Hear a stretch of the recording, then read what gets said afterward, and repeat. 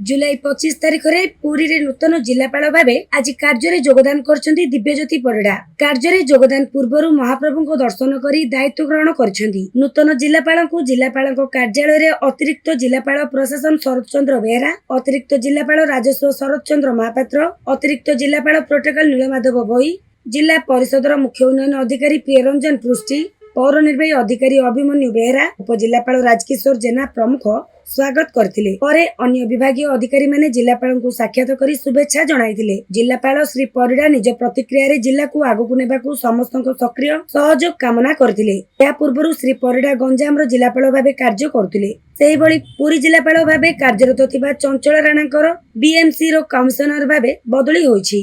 तो प्रथमतः श्री श्री जगन्नाथ महाप्रभु को आज्ञा तुम आज आसिकी जोग देछि जिलापाल भाव एवं यह मो एक परम सौभाग्य जे मत सेवा करिवार गोटे मौकाटे मिली एवं निश्चित भाव में आम समन्वय रखी एवं समस्त को सांगरे नहीं आम जहाँ भी सब उन्नयन कार्य अच्छी ताको आम सुचारू भाव में करवा एवं समस्त सहयोग कामना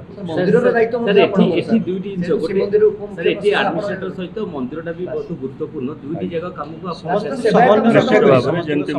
समन्वय रक्षा कर समस्त सहयोग।